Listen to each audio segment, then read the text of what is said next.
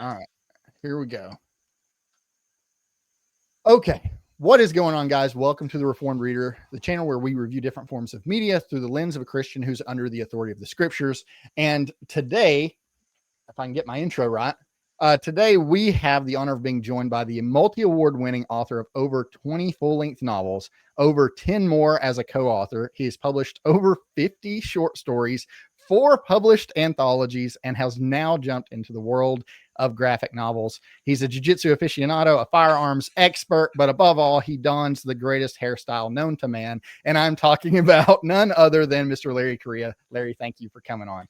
Thanks for having me on, Josh. I appreciate it. Yeah, absolutely. So, just for anybody that doesn't know, Larry is probably most famous as of right now for his Monster Hunter series that I've loved as of this year, and his Saga of the Forgotten Warrior, which is your big epic fantasy. So if people are like, what? Like, I've talked about you probably ad nauseum this year. So I tell people that Larry is the author for men that don't like to read. For men there, if I've got people that I work with that are like, man, I just don't like books. I don't like, and I'm like, let me, like, you're a big gun guy. Let me hand you this book because you like guns, you like old school horror movies. I think, and of course, you know, they just devour it. So, I've absolutely loved being able to go, you do like reading. You just didn't know what you liked. I get that from moms a lot. My son hated books. My son hated reading. He loves your stuff. And so, yeah, I've said that a lot. It's like, I'm the guy that writes books for dudes that don't like to read. Yeah, 100%.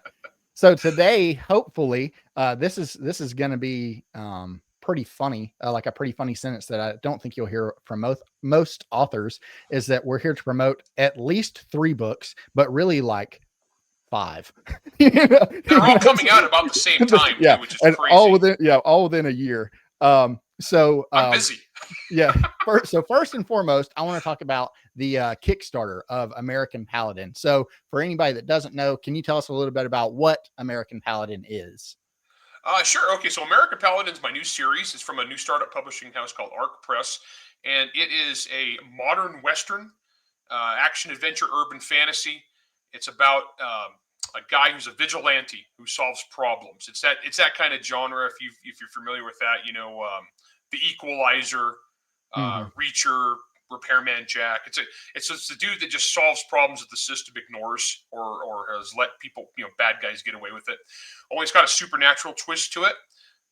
So this guy kind of wanders the American West. He's just a regular guy. His name's Mike Spears. He's not got any superpowers. He's not, you know, the chosen one. He's not psychic, and he wasn't a Navy SEAL or anything like that. He's just a regular dude. He comes from a cowboy background, wound up in this, learning about the forces of evil, and he dedicates his life to fighting it. And that's what the series is about. And so we launched the Kickstarter. Like I said, it's a new press. Kickstarters build a lot of buzz, and so we launched the Kickstarter, and it went bonkers. Day one was absolutely nuts. We funded in 45 seconds, which was crazy. Yeah. I think we're awesome. We're right now. I don't know when this is going to air, but right now we're right about $250,000 dollars and like 2,500 something people. And so it's been really great. Been a lot of fun, and it's still going to have a regular release. So the Kickstarter, we have a graphic novel, we have the regular book, we have the fancy, pretty hardcover that I'm. For YouTube, we've been saying kinetically altering. I've kinetically altered all the autograph pages. Yeah, looking forward to it, by the way. And we're enclosing the brass. Yeah, that's awesome. With it. So, and the funny thing is, I signed up for that. They're like, "Would you be willing to, you know, do that with all the title pages?" Like, yeah, sure. I have a gun range at my house, right? Right. I love to shoot. I'm a shooter. And they're like, "Will you do this?" And I was like, "Oh yeah," and I have to shoot each one individually so I can keep the brass, right? Like, no problem. And I didn't realize there was going to be 1,000 of them so far. Yeah. And I'm like, oh my gosh, I'm already a case of ammo in. Yeah. Right. And I'm like, how the heck logistically? I got to like tape all these up and like not damage them and shoot them and then ship them back so they can get bound into the book. Well, let me give you maybe a little bit of encouragement there, because it was that little tidbit of information that got me to get a guy at work to purchase it, because I was like he's not a reader. He's a big hunter. You know, he's one of those guys. He loves just being out in the woods by himself. And I'm like, hey man, I think you would like this. It doesn't come out until next year. And he's like, you tell me about a book comes out next year. I'm like, hold on a second. So I'm telling him about it. I can see it's piquing his interest. He's a big horror movie guy. He's a big gun nut. He's a blue collar dude.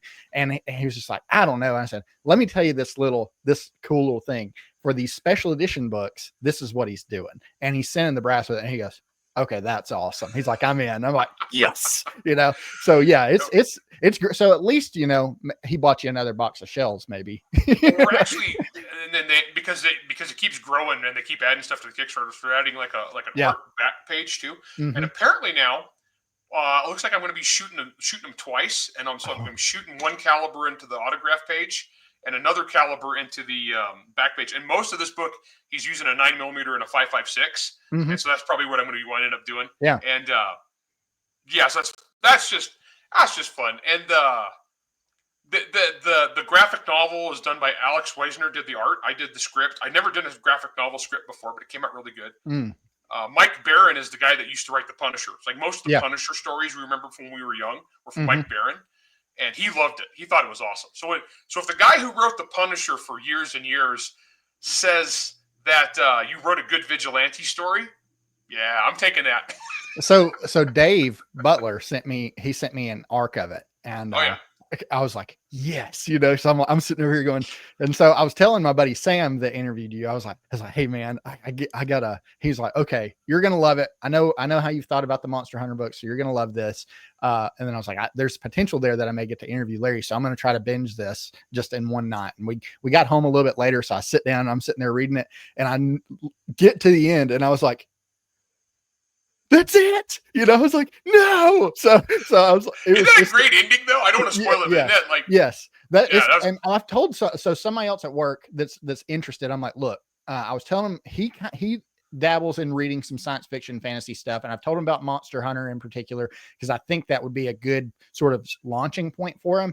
And then he came back the next day, so I know he had been thinking about it. He came back the next day and he's like, so I started looking into Larry's works and stuff.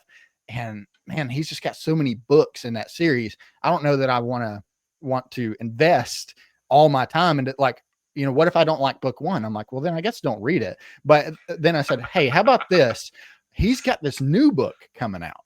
And so I started telling, and he actually said, because it's a new series and he can kind of springboard off of your work, that now he's picked up your other works. And so that's what I've told people, like, this is an excellent springboard into Larry's other works. And so I just showed him just a couple of panels. I'm like, I'm not gonna spoil it for you, of the arc of Dust Sacrifice. And he was like, oh, okay, yeah, that's I'm in. So this is my dog just, I don't know if he's on camera here. Well, I'm surprised mine hasn't barged in. No, I'm surprised mine hasn't just been like, what are you doing? So when does the Kickstarter end? We have their win is still. As of right now, I think we have about 2 weeks left. Yeah. Let's see. So October 9th, I think is what I was think October 9th. And so get in before that. And we've been adding little extra things as we go, limited time, like t-shirts, hats. Yeah, mugs. You got to quit adding stuff because my wallet's getting light. I'm like, well, I mean, that's the thing. The publisher is all like, man, we gotta get people what we can, man. Yeah. No, it's that's one thing about the Kickstarter too. Is like, if we're doing a regular release in the bookstores, but you don't get to do all the extra cool stuff. You know? Right. So it's been a fun experience. Like, it's been really fun, and it's been kind of crazy. And we're because Kickstarters always have that where they take off and then they settle down and they pop back up at the end. And so we're kind of in that middle part right now. But even then, it's still just been people just been joining in every day. I've never done a Kickstarter for a novel before. Like I said, I've done, I've got 30 something books, and but this is the first time I've ever Kickstarted a book. I've done Kickstarters before for games and that kind of thing. But yeah, so this has been. You think it's something you'll do for? You think it's something you'll do for future projects? Probably because I'm learning about it, and so this has been a learning thing. Because right now, like, I'm at several different publishing houses, and I also started out independent, and so I'll probably will wind up doing independent things again in the future. And so this has been kind of fun for learning about that too. So maybe when I do an indie thing again, I'll probably Kickstarter it. Yeah. So American Paladin, its actual release date is in May, I think, right? Yeah. So the Kickstarter people will get theirs early. They get theirs a month early, and then the regular book comes out. I think May is right. But Dust Sacrifice, for the people that backed it, Dust Sacrifice will get it before Christmas. I think it was like they were hopeful for November, sometime late November. I believe so. Yeah, that would be awesome. I don't know on the shipping into things, but I know that like so Dust Sacrifice is done, like it's done, Mm-hmm. and I believe printed or being printed, and so yeah, It's awesome, by the that's way. Yeah, I was I'm like, so excited, yeah, and it was. plus Alex is a fairly new Man, his artist. art style is super cool. It's like it's almost like American anime. Like it's It how is. it like the cover and then the first. I think it was one of the first pages. I think it might be like that some of the inside art or something. I'm like, man, this is awesome. Like how they could. Not saying that this is necessarily the road you want to go down, but man, it could be so easily adapted. And I'm like, Oh yeah. this would be so awesome. Like I would be here for it. It's really, really good for people that are like, I was blown away by his art, yeah, and so I did the script, but I had never done a graphic novel script before, so I was bouncing it back and forth to him because I mm-hmm, wasn't really sure on pacing, because as an author, yeah, I know how long it takes to describe stuff, right? mm-hmm, But this, I just say this is what it is, and he draws it, right? yes, So there's no me describing it, mm-hmm, and I was like getting pictures off the internet and sending him like pictures of different things, and but then he would like come back and he would show me like with a like real fast pencil sketch how much space it would take, mm-hmm, and it was a really interesting process. So like for me, story wise, it's like the size. Like Dust Sacrifice is not the same story as a novel. It comes after. right, It's about the same size as a short story. Like if I was writing a mm-hmm, short story, it'd be about that much, yeah, story. Um, but that works out differently visually, if that makes mm-hmm, sense. yeah. And Yeah, yeah, so that was a learning process. one of my favorite things about it was like if you're reading a novel, most of the time you have sort of like an excerpt of inner monologue and setting up the scene and all that kind of stuff, and then you have the characters interacting with dialogue, and then you kind of go in between and or you anyway. But with this, I loved that we got some backstory of Mike Spears. I'm trying not to give anything away. We got some backstory with Mike Spears, but that it was like sprinkled through the story, right? Is it wasn't just like, here's this new character, let me tell you about him and adventure. It's like, okay, we're throwing him in this scenario. And then as he's traversing the story, you're going to find out a little bit more about him and why and his motivations and things. I'm like, oh yeah, this so it's I was telling Sam and a couple friends of mine, I was like, man, this is going to be like it's like a great appetizer, because if you read Dust Sacrifice, for anybody that's backing it, if you read Dust Sacrifice and it doesn't have his hooks in you, and for those of you that read it, pun intended, if it doesn't have its hooks in you, then then I don't know what's wrong with you, because I'm like, oh man, so this is good. It's weird and it is like super fast paced, foot on the gas, but then you still get that introspection. And so I'm like, man, I don't know what Mike's going to do, but I'm here for it. He has a similar, I was describing it to my wife, but he has a similar demeanor, at least as of right now, as far as like the mystique around his character is like Mike Ehrmantraut from the Breaking Bad series. I love her. No, that's a great character. Yeah. Oh, And so I'm sitting there like, I'm like, okay, this guy is that kind of stoic, no nonsense. I'm here for business. proficient, competent, Yes. pragmatic. Yep. Yep. Going in, And, taking care of business. Also a good man who does bad things for a good reason. Yeah. Well, I mean, not Mike Ehrmantraut so much, depending on where you're at in the series, But no, so like Mike Spears, like, so yeah, so he was just a normal dude, and he was a normal kid, and he had his whole life ahead of him. And a horrible thing happened to his family involving the supernatural when he was a teenager, and it just kind of flipped everything on his head. And then he spent his whole life from that point on going to be dedicated to making himself as dangerous as possible, and looking for the supernatural so he could fight it again. Because the first time he was a kid, he couldn't do anything. He just was helpless, right? And a tough kid, but didn't make any difference. And so, but as time goes on, some things happen in his life where he sees evil, and he's just like, you know what? There's evil in the world. I'm looking for the supernatural evil, but there's real, regular people evil too that I could stop, and it's on me to stop it. And so that's kind of like where the switch flips. And so, like I said, the guy's a vigilante. He does a lot of bad things, but he's doing it like trying to protect the innocent. And so that's the whole thing with the American Paladin thing. The Paladin came actually from Gun Will Travel. That was because his grandpa was a big fan. And but no, so that's what the character's motivation. He's trying to right wrongs. He's not special or unique. He's just tough and smart. And just like a hyper focused kind of guy, you Mm-hmm. know. But it's been a lot of fun to write. I'm really excited for you guys to read the books. I've done urban fantasy before, but I've never done like the lone Right. problem solver Right. version of it before. Yeah. So Yeah. I'm super looking forward to it. So whenever that gets in my hands, I'm probably going to binge it.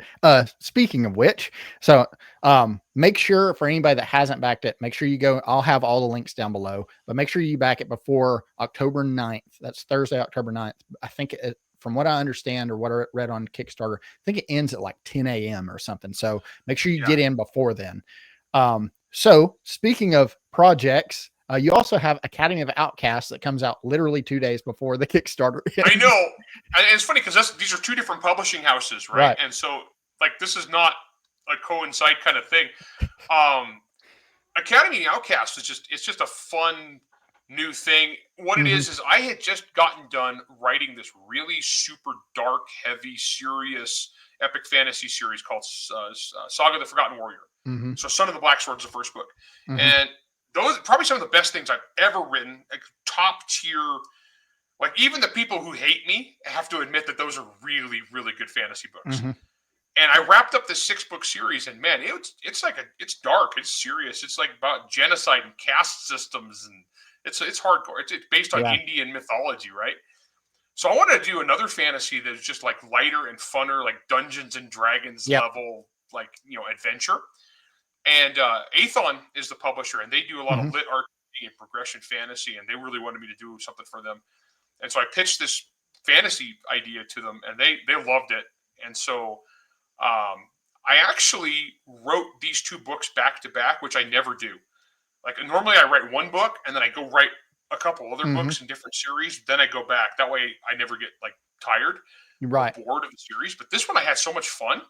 Like I immediately within a month wrote the second one. Like I started writing the second one because I was still in the zone. Yeah. And it's the story of this guy who comes from this real crap sack world. And he wants to be a wizard is what it is. Because wizards are powerful. He comes from a mining family and is from the elemental plane of fire. And so this guy, like, he just they ride around on barges that are basically like mobile homes, going from horrible place to mine magical element for like crap money. And anybody who's ever been like grown up with like coal miners, has knows these guys' mindset is like. And then and he just basically he's like, no, he's like, this dude's he's going to become a wizard, but he's got no magical talent to begin with, and so they're not going to invest anything in this guy.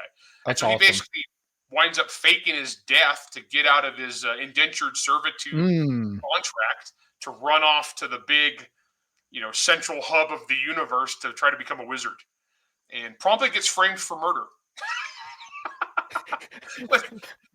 And so it just goes downhill from there. And so one of the things, because it's like, because there's like the whole subgenre of like magical schools, this is not Hogwarts, and we made a little challenge coin that was School of Budget Wizardry. I saw it. Yeah, I saw it. It looked great. Well, that's what the cover. I looked. I'm like, dude, I love those covers. That is a sick cover. And then I think it was like maybe 2 or 3 days after I saw the cover for Academy Outcast, I saw the cover for Magic and Bullets. I'm like, man, these are awesome. Like these are awesome. If somebody doesn't see that at the store or whatever and pick it up, like you guys have bad taste. Stick to your romantasy. I've got a lot of covers. Those pop. They really do pop. Yeah, they're great. So Academy of Outcasts, like I kind of like having that palate cleanse as well. Like I really like big epic fantasy books, obviously, but I also really love sort of the just like more fun. Like I love Dresden. I binged through Dresden it was my palate cleanse for a couple of years. And that's why Jim's a friend of mine. Jim is awesome. Man, I was like, man, I love those books, but now I'm done and I don't know what to do. And so I had several people go, hey, you'll probably like Monster Hunter. So I picked it up. I'm like, okay. Found the series, right? And so I'm like, but Monster Hunter even still has some, like, even though it's fun, but it still has some like really heavy introspection in there, Yeah. of like moral quandaries and things. Like I really like that. So every Well, once in a while though, I'm like, man, I just need something quick and fun that's going to get a good laugh that I can go, man, this was great. This was a good time. You know, like a Marvel movie, well, old Marvel movie of a story, you know, like I would love to just go in and see some like I loved the Dungeons and Dragons movie, the newest one that that was came a out. fun movie. Yeah, it was just so much, and people I were like, liked it. it was terrible. It's not going to get all these awards and stuff. I'm like, who cares? It was super fun. It was funny. It had like, they used magic in the right ways. There's humor injected at the right, like, and so when you had said, when I heard you talking to Sam and you said, this is like a D&D campaign, I'm like, okay, like sold, you know, I'm In here fact, for I it. stole several characters. There are characters in these that are straight up from campaigns that I've played with my friends over the years. In fact, one of the funniest characters I've ever written is a guy named Trax Blood Trail, who is, his full name is Tracks the Blood Trail regardless of crushing temperature or crushing pressures or freezing temperatures. That's his name. This was, all the humans just call him Tracks Blood Trail, Yeah. and he's just basically a giant shark man he's a monk. And he's just a giant carnivorous guy who's actually very polite and has no clue what's going on. Like he doesn't understand anything, but he like becomes the main character's best friend who gets dragged along through this. Has no clue what's going on, but his path to enlightenment as a monk is to learn the ways of the land mammals. it's that's pretty it's funny as, and I can't even do him justice. You just gotta like read it because he just has no idea what's going on, but he's happy to eat everything. And so this is actually a character that I played in a game about 7 years ago, and was just a hoot. And so I had to stick him in here. Well, it's nice to see. It's nice to see, especially in science fiction, fantasy, when authors in particular, when authors don't take themselves too seriously. Like I think the Oh serious yeah, moments should be serious, right? Like if you're like you have those really weighty moments and you're able to really draw somebody in and you know hit a home run with that. But at the same time, like it's almost like I would love to talk to some fantasy authors and go, hey man, you're writing about wizards and dragons. You know, it's like it's great and everything's great, but everything doesn't always have to be super serious. Or really, most of the time it's because when I hear that the author's being interviewed, they're almost like inaccessible because they're like, well, I wrote this series. And so like, how dare anybody criticize my series, which is part of the reason why I've loved not just reading your books, but following you, because you're just like, look, like, dude, I write books for a living. Like you want to try to roast me, like go right ahead, be my guest, you know, like, yeah, somebody that doesn't take themselves too seriously. Thank no, you for being a regular person. I'm not a snooty academic. Right. I grew up on a dairy farm, man. Mm. I'm a normal dude. I am not. You know, a lot of these guys get really up their own butts. You know, I'm so brilliant. Well, I can see, like, you know, I, I would like to be able to say that wouldn't be me, but it probably would. I mean, if you're just every weekend at conventions and everybody's telling you how great you are all the time. And so my father-in-law is an artist, like he paints murals and he is slammed. And so he asked me one day, he was like, so what'd you do today? Did you have a good day? I'm like, it was fine. I was inspecting bridges. You know, it's as good as it can be, I guess. I'm like, what'd you do today? He goes, man, I had a terrible day. I went to the school and had to paint on this wall and everybody walked by and told me how great I was. You know, I was like, thank you for like, he just keeps things in perspective, you know? And so it's nice to see when people do that, but I can see, you know, if you're going to convention after convention or everybody that's talking to you is wanting something from you, like I get how that could really wear on a person, but it is nice to just go like with a series like Academy of Outcasts and just kind of go, hey, like we're just going to have a good time, you know? Yeah, we're gonna have So, fun. I mean, don't get me wrong. Like, I even when I try to like set out and do something that's just like happy fun, let's have an adventure. I can't help it. I still am going to yeah, cram in a bunch of world building and depth yeah. because that's just Mm-hmm, I love that stuff. mm-hmm. You know, even if so, that's not what the book is about. I still that stuff just kind of. I'm a world builder, man. I love that stuff. Like, I just love it, and so everything I do kind of like winds up with in there. But like what you're saying about like the people uh blowing smoke, it's true. Like a lot of writers will get this thing where we call it holding court. Like you go to a convention or something, and then everyone will cluster around the writer to hear your brilliant thoughts, right? And a lot of guys like buy into that and start thinking, well, wow, I really am brilliant. And like, I mean, people will come like congregate around me because like they read my books, they want to like talk to me. It's like, and I'm happy to like talk, but I'm just a dude. I'm just like a normal dude. Right. Yes. Yes. Well, 100%. okay. So before the show started, before you started recording, me and you, for the audience, me and you talked about jujitsu for 30 minutes, and I'm not good. I'm like, I'm bad. I love it. I'm having so much fun, but I'm terrible. And so we were talking for half an hour before the show started, just about various fun, goofy stories. Yeah, it's great, and it's getting great. Injured and choked out. Yeah, that happens to the best of us. So, but that does so. Like with jiu-jitsu, has that affected the way you write fight scenes at all? Actually, yeah. So, I'm a fight scene guy, and I've always loved to fight, and I've done a lot of gun stuff in my books. I'm a gun guy going back a long time, and I was a competitive guy, and I was in the gun business, and I was an instructor for a lot of years, and so my gun stuff has always been spot on. But I had to kind of hand wave a lot of the hand-to-hand combat stuff, though I did do some boxing, not good. I've never been good at anything. I love watching MMA. I've always loved watching MMA. But there's a difference between participating and watching. And so, no, I did actually make so that Mike Spears has actually done quite a bit of jiu-jitsu. Plus, I made him. He was a high school wrestler, and so I could borrow on that a little bit. So, high school wrestling and jiu-jitsu, and also basically anything the guy could get his hands on. And so there are a couple parts in this one where he is fighting somebody hand to hand, where I do throw in a couple actual not moves that I could pull off, but moves that someone who are better and more athletic than me can pull off. Hey, I need you to tell me exactly how to do this technique real quick. It's a good so I had a couple scenes where it's like yeah, I think this guy's way more athletic than me, so yeah, he could do it. But somebody was telling me about Combat Codes by Alexander Darwin, and they said I think he's like a multi-level black belt or something in jiu-jitsu, and a bunch of people didn't like it because they go, man, the fight scenes were like way too intricate, and I heard him say, I'm a black belt in jiu-jitsu that wrote a science fantasy story, and so all of my stories are like, all my fight scenes are like, and if you like jiu-jitsu, you'll love it. So I'm like, that's a thing. That's a thing actually when you're writing, like as a gun guy. Okay, so I'm a white belt in jiu-jitsu, but I'm a black belt in gun, right? Yeah. And so I have to be careful because I can go what another friend of mine referred to as riot nerd weapons speak, right? Where I can go way too gunny technical and lose the regular people. So there's that fine balance as a writer of like keeping it, interesting and flowing without going super technical.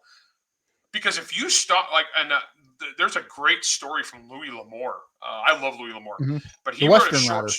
Oh yeah, Western Writer. But he was also he was a boxer and an adventurous guy. He wrote a boxing story once. It was like 10 pages of like a boxing match, but it was every single move, every single punch, every single slip, block, dodge, clinch, he wrote it all, right? And if you are into boxing, that's like the coolest thing ever. Yeah. But to most people, they're going to start to skim. Sure.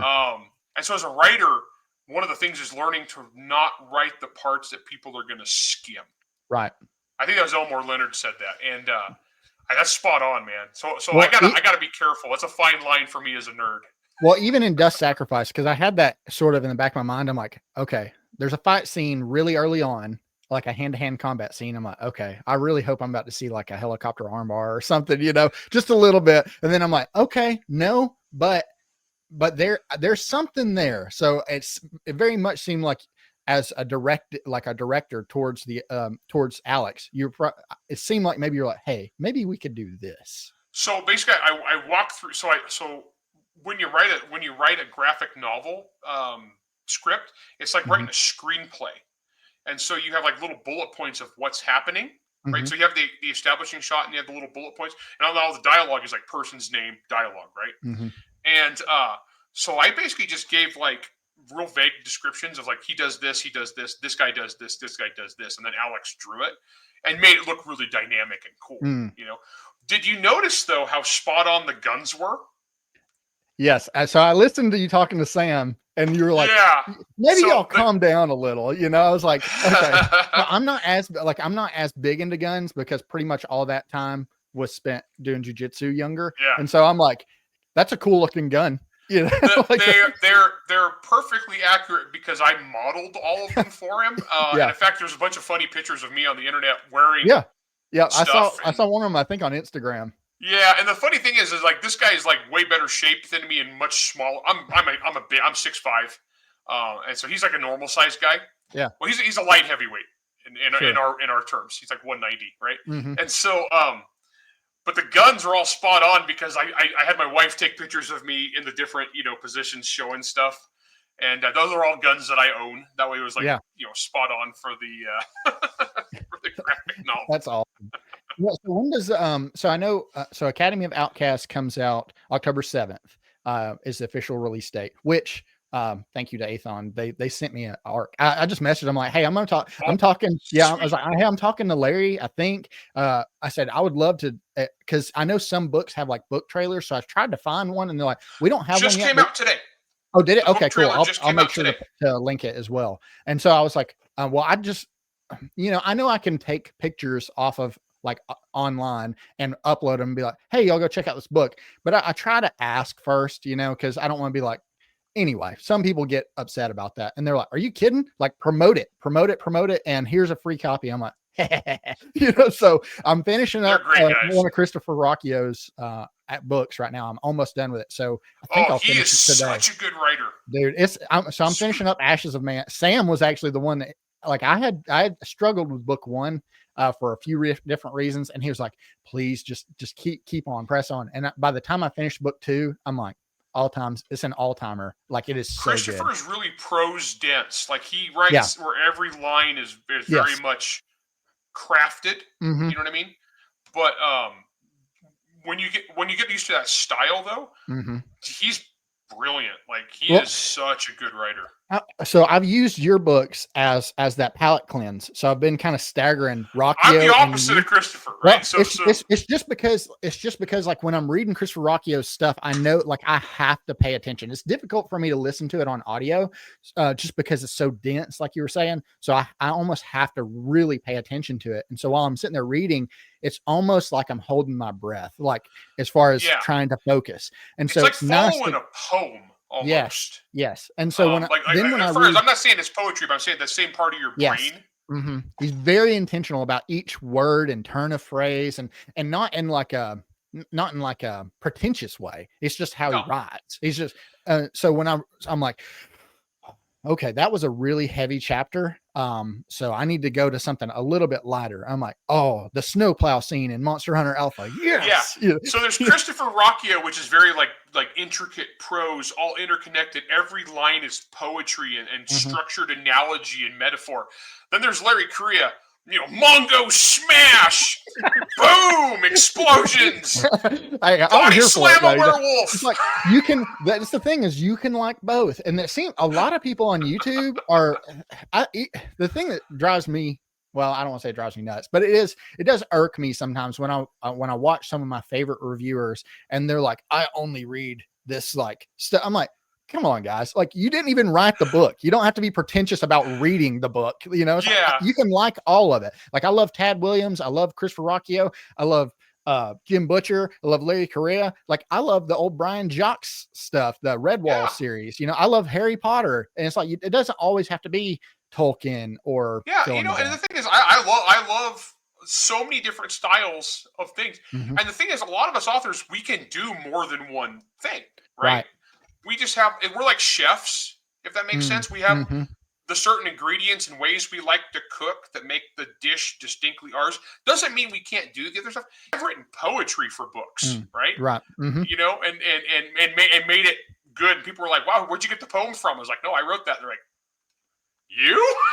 I mean, and well, is that like, it seems like it makes sense. And we were talking about it a little bit before, but that's why you've kind of branched out into all these different types of books. So that because I heard you talking to, I think it was Jonathan Cohn, and you said, well, it's just like if I only did Monster Hunter there comes a point where I'm burnt out, and then the reader will get burnt out, and so no, you don't want any of that to happen. So it's like, well, let's just shift focus for a minute. That way, when I come back to the book, like I'm geared up and ready to write.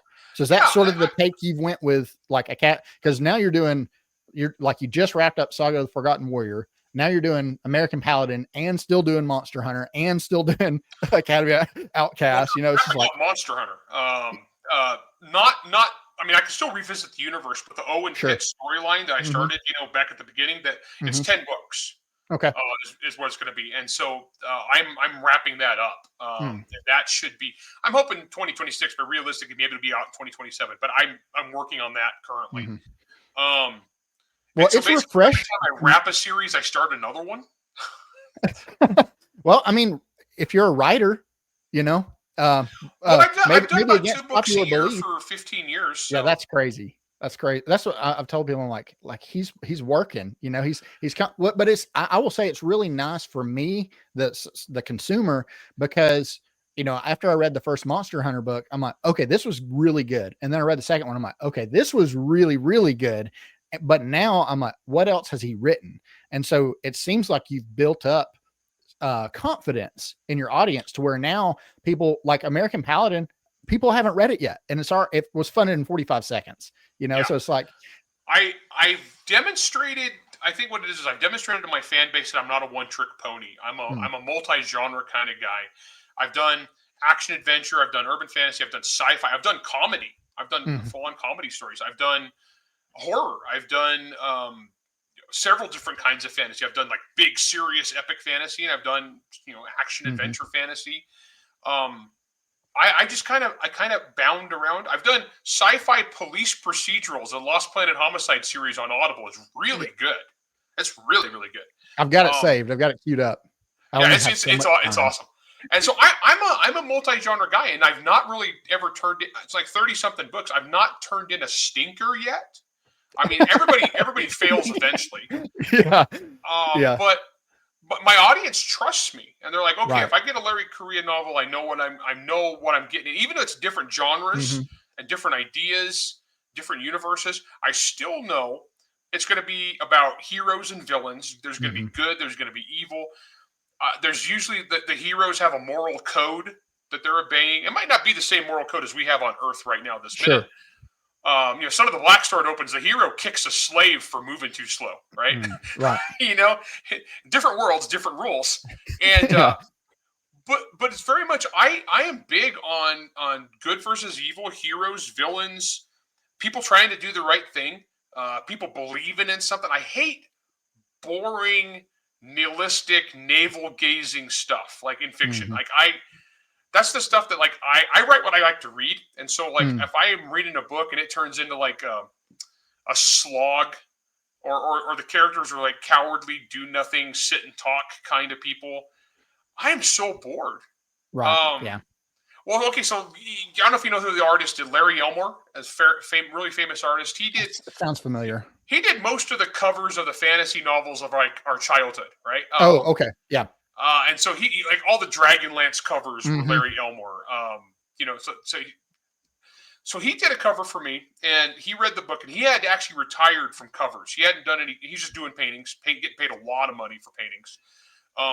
And he came out of retirement to do a cover for Son of the Black Sword, which then the distributor didn't want anyway because they're like, it looked too old fashioned, whatever. But so Larry Elmore does this cover for me, but he read the book, and he's a very meticulous guy, and he calls me, and he's super excited because he's like, one of the reasons I quit doing book covers in like the late 90s, early 2000s was the books got boring. He's like, I would read the book I'm supposed to do a cover for, and they never left the village. Like the problem would happen, and then they would sit around and talk about their feelings. Yeah. And he's like, what was to paint? Where's the excitement? Where's the monster? Where's the awesomeness? Where's the hero? Where's the beautiful woman? Yeah. And so Larry was like bored. Yeah. I can definitely. We seem to be in maybe not a similar type of climate right now, but there is a lot of like I tell people all the time now, I'm like, I used to love walking into a Barnes and Noble and going in just like browsing the shelves and stuff. But now, because they cater to such a specific audience now, and it's Romantasy is taking yes, over and sci-fi I'm just fantasy. like when I see that a Court of Thorns and Roses or whatever it is, it has almost usurped John Gwynn's books. Like, I'm out. Like, you guys are Yeah. not. You guys are not. I mean, I get that you're ready for sales, but then it also seems that a lot of, I would say, like, current authors, like newer authors, are sort of trying to lean into that for sales, and I'm like, I much prefer the genuine nature of the individual author rather than just try to chase. Like, Yeah. I want to read a story. Like, there's no other story like Monster Hunter. There's no other story like Dresden Files or like Sun Eater. That's what I'm looking for. I'm not looking for more of the same. I'm looking for the next, like, whoa, that thing's going to stick out in my mind forever. Yeah. Not trying to cash in on something else. Trying to do it. I mean, you can be in a genre, but you got to have a unique spin. You got to have, like I said, like this chef. You got to have what's your special ingredient that makes you unique. And the romance thing, I'm not going to bag on anybody who's into, like, if you're into that stuff, awesome, more power. If you like Sarah J. Maas or whoever it is that's at the top of the, awesome. I'm glad you're having a good time. When I started out, it was everybody it was all Twilight. Stephanie Meyer when I started out, and you know what, and so there's that whole thing of, like, why don't men read books anymore? It's like, men still read books. Yep. It's just that the regular publishing industry has kind of doesn't cater to them and doesn't give them anything they want. And so where are you finding books that men want to read? You're finding it places like, guys like me, publishing houses like Aethon, Bayan, Arc. Arc is like, hey, we'll pick up that mantle. That's Arc's awesome mission. That's what they're starting out to do. And so it's kind of like, and don't get me wrong, I'm not saying it's a male-female thing, because honestly, about a quarter of my customers, a quarter of my fans are female. A lot of women don't want to read sexy, corny, fantasy. They want to read awesome. They want to read explosions and violence and heroes and they're not, and that's fine. There's room for all of us out there. But like I said, it's the independent market, it's the small presses, it's the less famous places, it's the startups. There is stuff out there for dudes to read. Yeah, I've told people you're a gateway author for fantasy and really kind of like, even like Monster Hunter, I know dabbles into. It's almost like a horror. It's a horror book with, like, and those are the fantastical elements. And so I'm like, for the guys that don't like to read, I'm like, try this, because this is like, I'm that guy. I'm like, I'll give you your first one for free. So I'm like over there buying copies of Monster Hunter, and then they're like, okay, what else you got? They're like, what else do you got over there? I'm like, okay, if you like this, like, and I'll have them break down what they liked about the story, and then I can start kind of branching out into other things. I'm like, look, now you've got somebody that, I hate when people say that they don't like to read, because it's just not true. People love to read. People read more now than they ever have. It's just what they read varies. They may not be reading novels, but they're on Twitter and Facebook and Reddit. They're reading all day long. It's like, okay, or they're reading, dumb internet brain rot. Don't get me wrong, I'm out there too. I'm out there yelling at people all day. As you guys have followed me on social media, I'm like happy. I pick 100 fights a week. I'm the last guy to talk about internet brain rot, obviously, because I'm out there producing it. Well, I won't keep you. I'd love to have you again. But before we leave, I do. I want to go through a couple rapid fire questions. These were designed specifically for you, by the way. So I'm going to give you an either or, and you have to pick one. And so half of them are book adjacent, and half of them are just random. So they'll start off kind of slow pitch, and then they'll get a little funnier. So starting with, as a jiu-jitsu guy, gi or no gi? I got really good grip strength, so I like gi for that. Yeah. But I get so hot and sweaty. No gi. No gi. Okay. Just for comfort. I'm a gi guy. I'm like, I love the gi, because then I can. I love, and like I said, I still got dairy farmer grip strength, right? I'm still cracking like 165 on the squeezers. At 50 years old, so I like gi for that. But I sweat buckets. Oh yeah. Yeah, but it's a great weight loss technique. Oh, dude, I am down 20 pounds without Awesome. I'm eating more, and I'm down 20 pounds Mhm. and probably added 10 pounds of muscle Yeah, it's crazy. in the last Yeah, year. it's crazy, and it's different muscle groups too. But anyway, like But yeah, sorry. I'll go in this We, tangent. yeah, I think me and you I could don't go want to like keep you. Yeah, I don't want to yeah, keep you yeah. because I know. Look over here, everybody. Like, I can't even point right. Look over here. Like, this is a busy dude. See all this? Like, this is a super busy dude. So, okay. Question 2: werewolves or vampires? Werewolves. Yeah, me too. Yeah, I figured that was the case because it's like, okay, we can do big and burly, or we can do, a little more elegant. And so, werewolves Monster are more Hunter smash Alpha and is my grabs. love song to the werewolf genre. Oh man, I was looking. Oh, I'll get into it with you later. I absolutely loved Alpha. I was looking for a good werewolf book, and I was Yeah. like, oh, okay. So, all right, Walther or Sig? Walther. Okay. Can I show something? Yeah. Can I show a gut? Yeah, I don't care. Like currently sitting from this is my dry fire like currently on this, so Walther. Okay. All right. I was a big 320. I had 5 320s. I was a 320 guy for years. So, but yeah, I'm All running right. Walters So now. here's a harder one. Would you rather have a story with lousy characters and a great plot, or great characters with a lousy plot? Great characters. Okay. All right. Okay. Never do jujitsu again, or never paint a minifigure again. Kill me now. That's not fair. I told you they were gonna get harder. They're designed for you. Dude, I can't. That's it. Okay, I'll put it this way. I'll do jujitsu until my body can't do it anymore. Which at That's what 50 I years figured. old, I don't know how long that's gonna be. I'll be able to paint minis until I go blind. That's kind of what I figured too. Okay, so all right, here's a good one. Who wins in a fight? Harry Dresden or Harry Potter with a gun? I gotta go with my boy Dresden. Me too. I was just like, I would love to, like, I'm not going to pit Owen and Harry up against each other, but then I was like, it'd be hilarious to see a fight between Harry Dresden and Harry Potter, but it'd be so unfair. So give him an AR, Yeah, because Harry Potter's British though. He wouldn't know what to do with it. Hand him a baton. He'd be like, all right, Harry Dresden would just blast him. Here's one for a harder one for you: grilling steaks or grilling haters. Okay, like I'm gonna take. I love steaks, right? But I am incapable.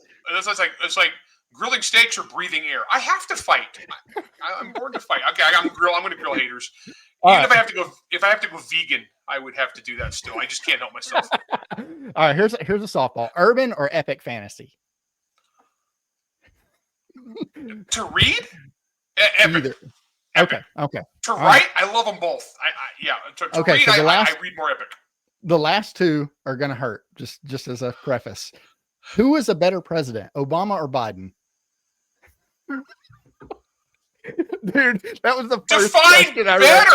I don't know. For America? I do. I was like, I'm gonna hopefully have Larry's head explode at some point. Joe Biden, because it was over faster? Yeah, it was auto pen. Yeah. Oh man. All right. And the last one, just as sort of a callback to Saga of the Forgotten Warrior. Who will publish the next book in the series first, Martin or Rothfuss? Epic of Gilgamesh. Rothfuss, but I mean, we'll see, or probably not. Yeah. I mean, I've written every now. I've done a thing online because me and Martin don't get along. And in fact, he doesn't like me, and so I dedicated the 6th and final book of the Saga of the Forgotten Warrior, and it says, "To George, see, it's not that hard." Yeah, savage, by the way. Yeah, I got a lot of angry game. A lot of people named Cersei on Twitter got really mad at me for that. Yeah. Calm down, Jamie Tyrion. Lannister, You'll be okay. Hufflepuff, or whatever got mad. So yeah. Okay, so I won't keep you any longer. I know you're a busy guy. Thank you so much for coming on. It's been a blast. Hopefully, I can have you on again. Maybe, hopefully, around like I'm gonna try to maybe see if we can sync up around the release, so that way I can maybe even just talk to you and be like, okay, you blew my mind with this part or this part, because I'm looking forward to diving into American Paladin. But just to recap for everybody, Kickstarter ends Thursday, October 9th at 10 a.m. So make sure you get in before then. Be on the lookout on all of Larry's socials and stuff about the add-ons, because they're dropping them like crazy and they're here and gone. So make sure you don't miss them. Academy of Outcasts, October 7th. And then Magic and Bullets releases May 5th, I think is what is on Amazon. So yeah, awesome. Man, you're a workhorse. Appreciate you just coming and ranting with me and goofing off. Anytime, man. And you're the first author I've had on the channel, and you were on my Mount Rushmore. So man, this has been awesome. So appreciate you. Thank you so much for coming, guys. Thank you for watching. Make sure you go and support Larry. I'll have all the little applicable links down below. Thank you guys so much. And we'll see you on the next one.